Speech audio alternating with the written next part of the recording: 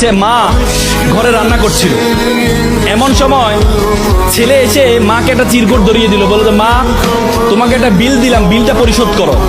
মা বললো যাও তো, আমি কাজ করছি। বলছে না মা, তোমাকে একটা বিল দিলাম, বিলটা পরিশোধ করো। মা কাগজটা খোলার পর দেখলো ছেলে লিখেছে যে মা তুমি রান্না করার সময় বিভিন্ন সময় আমাকে বিভিন্ন জিনিস আনতে বলো, এটার জন্য 100 টাকা বিল। তুমি আমাকে গাছে পানি দিতে বলো, এটার জন্য 100 টাকা বিল। তুমি মাঝে মধ্যে দোকানে পাঠাও, এটার জন্য 100 টাকা বিল।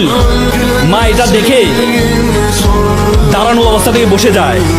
বসে যাওয়ার পর বাবা তুমি লিখেছ? বলছে মা হ্যাঁ আমি লিখেছি। বাবা তুমি লিখেছ?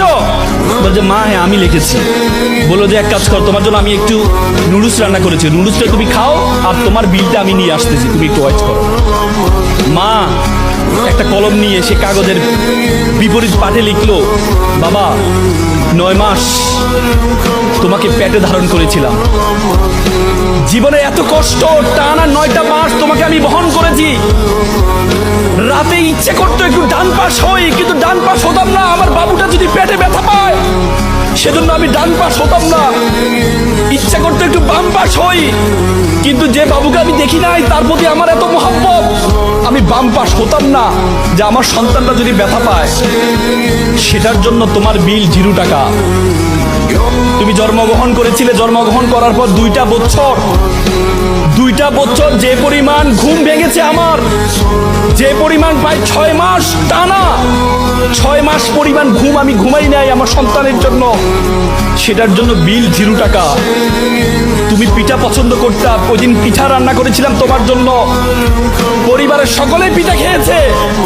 সর্বশেষ একটি পোড়া পিঠা ছিল, সারাদিন কিছু খাইনি, চিন্তা করেছিলাম পিঠাটা খাবো। তুমি বাইরে থেকে দৌড়িয়ে এসে বললাম মা এটা কি অন্য পিঠা, এই পিঠাটা আমি খাবো। আমি তোমার দিকে একটু তাকিয়ে আমার সন্তানের হাসি দেখে নিজের পেটের মধ্যে যে খিদা আছে সেই খিদার দিকে আমি তাকাইনি, সেই খিদার দিকে আমি তাকাইনি। আমি তোমাকে সেই পিঠাটা দিয়ে দিয়েছিলাম, তুমি খাচ্ছ। আমার অন্তরের যে বাসনা, অন্তরের যে ভালোবাসা আমি প্রকাশ করতে পারিনি, সেই বিলের জন্য তোমার জন্য 0 টাকা। সন্তানকে যখন দেয়া হলো, সন্তান এটা দেখে মাকে জড়িয়ে ধরে কান্না করে বললো মা তোমার কাছ থেকে কোনো বিল আমি চাই না। চুমু খেয়ে ছেলে কান্না করে দিয়েছিল। আজকে আমরা প্রতিদান চাই, কিন্তু মা বাবার প্রতিদান তুমি কখনো দিতে পারবা না।